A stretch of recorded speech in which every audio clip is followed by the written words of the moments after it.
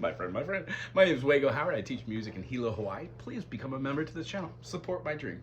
When we're talking about the circle of fifths, we are talking about seeing our fretboard as being a way to move chords and seeing how the process of adding note names happens in real time. I'm going to show you how to practice something every day, which is going to make you a more efficient player and communicator in music. When playing E, and we go to the second fret, we are playing an F sharp as E, F, F sharp, G, G sharp, A. Now, your guitar is tuned in fourths, except for one string. We're going to talk about it.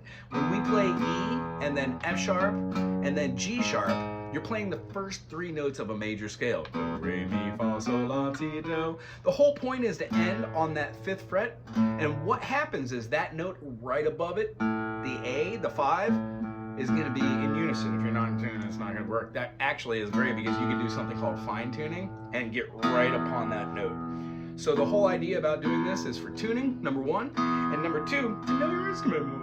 When playing through these notes and functionality, the chords you play in E major, like E major, F sharp minor, G sharp minor, A major, B major, C minor, and then D sharp diminish, these all resolve back to themselves. All of these notes are in the key of E. It has 4 sharps, and the way we know that is because C major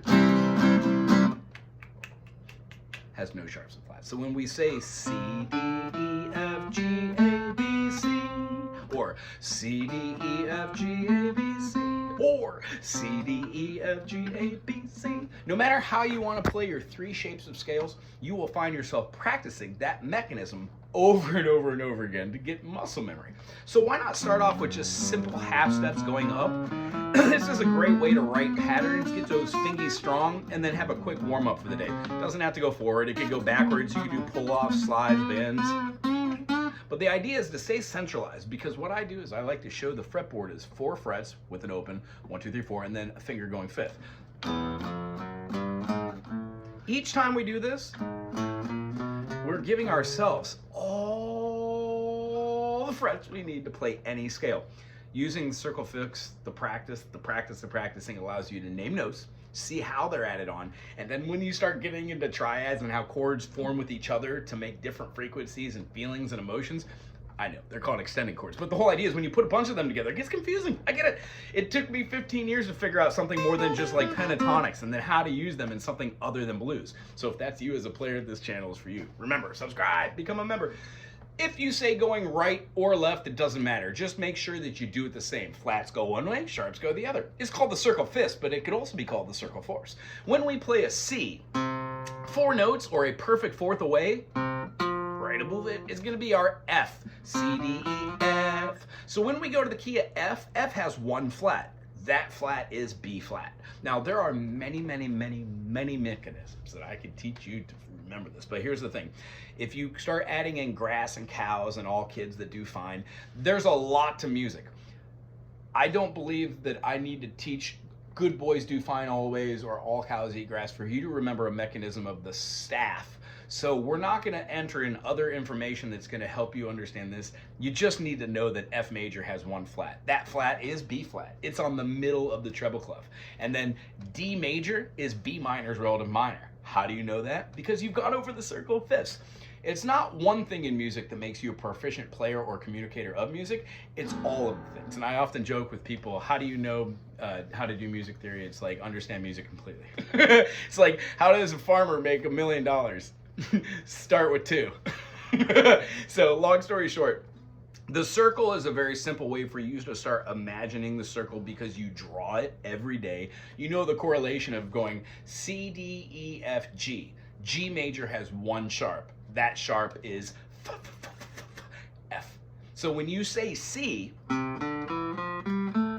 re, mi, fa, sol, la, ti, da, it's going to be C, D, E, F, G, A, B, C. When you play right below it, C, G, G, A, B, C, D, E, F, sharp, G. Now, each one of these intervals are named. They're all majors in a major scale. So we've got 1, 2, 3, 4, 5, 6, 7, 1. Tonic, or the root or foundation, major second, major third, perfect fourth, perfect fifth, major sixth, and then on that major seventh, ow, that's where we're adding our sharps. The whole idea is in the keys that are sharps where we add them, we do it on the major seventh. For the keys that are often associated with the flats, like the F, B flat, E flat, A flat, D flat. When we do those, we add those at a fourth scale degree. That's why it's called the circle of fourths as well. I hope that makes sense. So when we're doing something like C major and we're doing something like G major, we can go to a D major and then an A major. Yeah, you see where I'm going. E major, B major, F sharp major, and then C sharp major. This kind of stays below the 5th or the 7th fret, if you will. You can do all of your scale practices down here to understand what the 7 notes are. You can go below those notes, E, F, G, A, B, C, D, E, F, G, and you can work all of your scales to go all the way through. Ooh, I hit it F sharp. You can work all of your scales to go through all of these notes in notation, and then work on speed from there with different picking skills. But really, the circle of fifths is a great way to get associated with chords, families, and note names. Here's what I do to understand them all. C, D, E, F, G, A, B, C, G, A, B, C, D, E, F sharp, G. D, E, F sharp, G, A, B, C sharp, D. A, B, C sharp, D, E, F sharp, G sharp, A. E, F sharp, G sharp, A, B, C sharp, D sharp, E. B, C sharp, D sharp, E, F sharp, G sharp, A sharp, B. F sharp, G sharp, A sharp, B, C sharp, D sharp, E sharp, F sharp, C sharp, D sharp, E sharp, F sharp, G sharp, A sharp, B sharp, C sharp. So the whole idea is, those names are ingrained in my memory bank from doing that practice, playing a Ionian mode or a major scale in all of its different shapes, playing it with the open note and functionality, right? And then doing it as like these 1 3 5 1 3 5 4 5 1 3 5 1 3 5 4 5. And what happens when you like start getting into modal theory? You realize, oh my goodness, you just dropped down that 7th, and then the pattern is the same.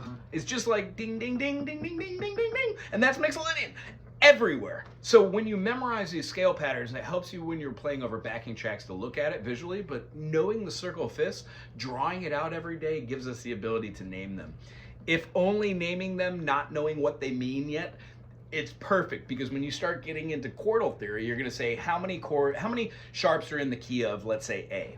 A major, B minor, C sharp minor, D major, E major, F sharp minor, G sharp diminish, and then we go right back to A. Well, if you know that A, C sharp, and E make an A, and that you move that 3rd scale degree and put a 4th in there to get a sus, it's much easier to express yourself, and it just comes to you when you're writing music, playing music, because you hear it intrinsically. And in the key you have, you'll be like, oh yeah, when we're playing in the key of A, you would substitute the C sharp for a D, and it makes sense. And it's easier to write those tones out because you've worked on the intervals, and you hear them in your mind's eye, ear's eye, whatever. So if I had the best advice for anybody that owns a guitar and really wants to branch out from what they're doing right now and has 5 minutes a day, here's what it looks like. Follow along with me if you want. There are these videos on my channel, and I hope you become a member and subscribe as well.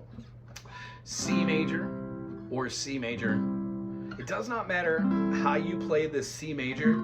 Any type of equation you have for the C major is going to enter in all the notes that you're going to need, is C, E, and G.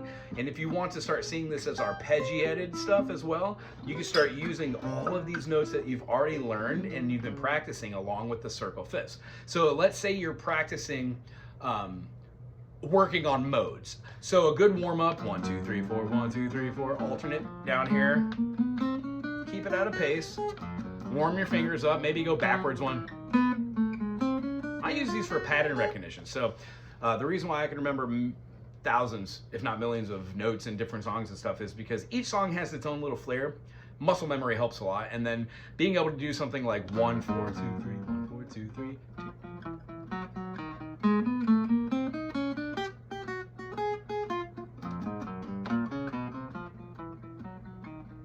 You see what I'm saying? If you make it up, you should be able to remember it 10 seconds after you did it. Well, how far down the rabbit hole can you get with your morning workouts? Other than that, I would say start with one scale, maybe this one. C, D, E, F, G, A, B, C. First finger is going to be playing 2nd fret. Middle finger is going to play 3rd. Ring finger going to play the 4th, and then bing, bing, and hit that.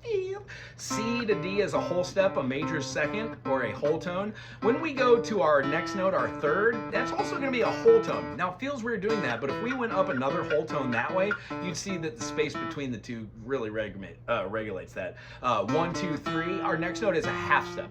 In every major scale, it's going to be the half step. Whole step, whole step, and then remember to use your ring finger. Whole step there is different than the first. I usually, when I talk to students, I go whole, half, whole, half. And when we do this, that's the same for every major mode. So how do you use the circle of fifths to practice? Let's say you want to play Lydian. Lydian is the lightest and the most airy of all the modes. We alternate by doing a 1, 2, 3, 4, 5, 6, 7, and then a 1, 2, 3, 4, which is sharpened, 5, 6, 7. And the two sounds are these. Now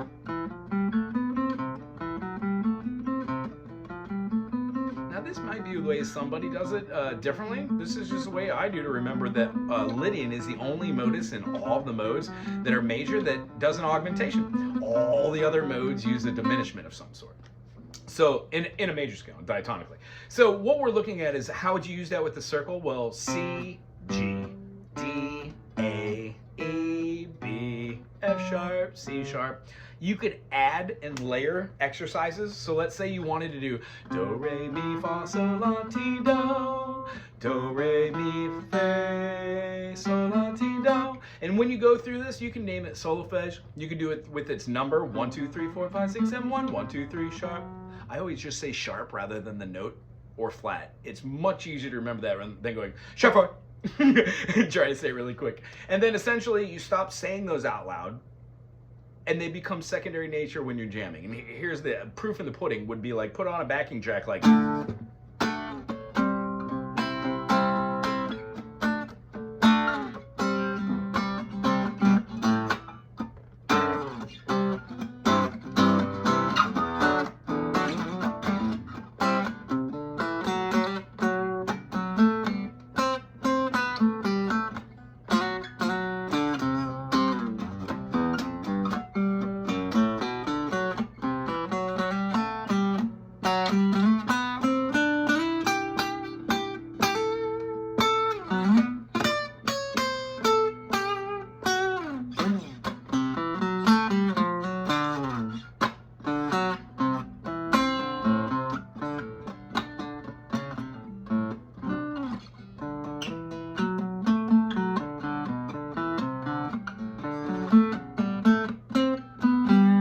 flat 7 there, into a 1, utilizing of the sharp 4. The practice of the practices is I've probably done thousands of hours of just hearing what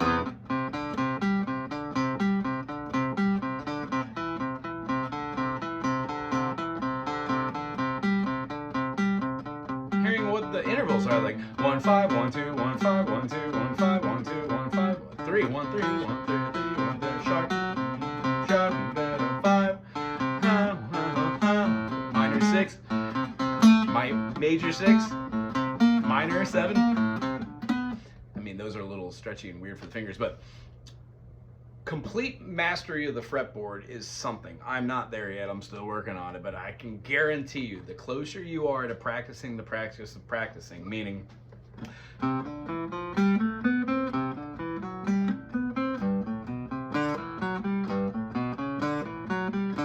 you will stumble upon greatness. There's no other way to say it. When you're doing this and you're like, well, how many sharps does the key of A have? And then when you start talking about notation and how you sharpen one of those, what happens is they become other modes. A major has 3 sharps. 1, 2, 3, 4, 5, 6, 7, 1. We have a third, which is a C sharp. We've got a major 6, which is an F sharp, and then a G sharp. So when we put another sharp in there, that D sharp, we have the key of E. A Lydian is E major, E Ionian. So knowing that allows you when you're playing like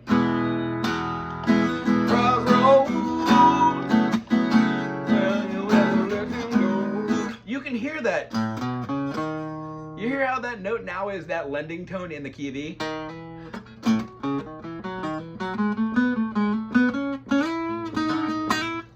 I hope this makes sense. If it doesn't, check out the channel or just Google circle of fifths and then draw it every day. Look at the circle. You don't even need to know what everything is. Just go through it. And then I'll show you hand mechanisms on this channel and how you can get through it. But for guitarists, the idea is basically this. C major, G major, D major, A major, E major, B major, F sharp major, C sharp major.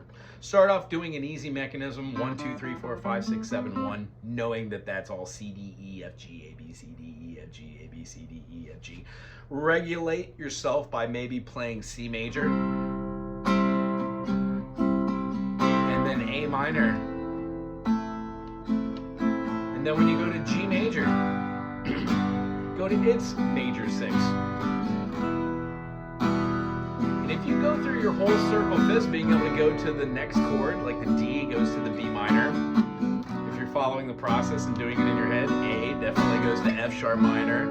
And you can start hearing some of your favorite songs being written as we're talking. Next key is going to be our E, C sharp minor, B major. B major is going to go to G sharp minor. It's a weird one. Now I'm just explaining like how to do the sharps. I generally don't teach how to do the flats, because I do this mechanism, and this is the last thing I want to leave you on. And I hope this is the only thing in the video that like you're like, that made sense. Ready? How many notes are there in the key of C major? There are 7 in a diatonic scale. C, D, E, F, G, A, B, C. So in the key of C sharp, it's all the sharps. Why? It's the opposite. You kind of add and take away. Watch what I'm doing here. C, D, E, F, G, A, B, C. C sharp, D sharp, E sharp, F sharp, G sharp, A sharp, B sharp, C sharp. When you go flat, C flat, B flat. Sorry. C flat, D flat, E flat, F flat, G flat, A flat, B flat, C flat. When we go to another key, watch this. What key has 2 sharps? C has none. C, D, E, F, G. G has 1 sharp. That sharp is F sharp. G, A, B, C, D, E, F sharp, G. G, A, B, C, D. D has 2 sharps. One of them is F sharp. D, E, F sharp, G, A, B, and now the major 7th, C sharp. Cool. So if D major has 2 sharps, how many flats does D flat have? You betcha, 5. D, E, F sharp, G, A, B, C sharp, D. The 2 notes, F sharp and C sharp, that are in the key of D, when you move it down, are the 2 notes you do not say as flats. D flat, E flat, F. G flat, A flat, B flat, C. Does that make sense? Do it in any key, on any instrument, you will find it perfectly works. I hope you enjoyed this video. Remember, 5 minutes a day goes a long way. When you subscribe to channels like this and you interact with the music community, answer questions and write music and be a part of your own music community, you will be amazed at what 5 minutes of doing and practicing the circle fifths will do for you just mentally. You start thinking about it all day. You can talk to other people musically, and it really is the foundation of music analyzation, because without understanding music correlation between the circle fifths, family chords, intervals, and then how to name chords and then do, I don't know, triads with extended notes, it makes it easier to understand. And the last thing I'll leave you on, besides that nifty little mind trick right there, like how many sharps are in the key of B? There are 7 notes in a scale. There are 5 sharps in the key of B, because there's 1 sharp in the key of G, 2 sharps in the key of D, 3 in the key of A, 4 in E, and now 5. F, C, G, D, A. When you get rid of those and say, how many flats are in the key of B flat? You can go 2, and the only 2 notes out of those 7 notes, A, B, C, D, E, F, G, that weren't mentioned, those are going to be the 2 flats in B flat, B flat, and E flat. And when you put it on your piece, B, C sharp, D sharp, E, F sharp, G sharp, A sharp, B, B flat, C, D flat. I'm sorry. I'm good. B flat, C, D, E flat. Those are the only 2 flats, E flat, F, G, A, B. So going through the circle fifths is a great way to get accustomed to where your frets are. When you view the fretboard as being just kind of quadrants and then it repeats, and you could go through your circle fifths and name the notes that are inside of your triad, it really, really helps. I also help students to utilize knowing where a major is and then what the relative minor is, because that's where the fun is soloing in the beginning. If you could play a chord progression like, I don't know, how about like D to a C. This is just a D major with a C in the bass and then to a B minor. If you can do this, then you can see how D, F sharp, E minor, A, G, D would fit over it, because D major, E minor, F sharp minor, G major, A major, they're all in the key. And knowing that this chord right here is our B minor, and knowing exactly where all those B minors are everywhere on this fretboard is a result of doing the circle fifths. I hope that made sense. Anyway, have a great day. Aloha to you.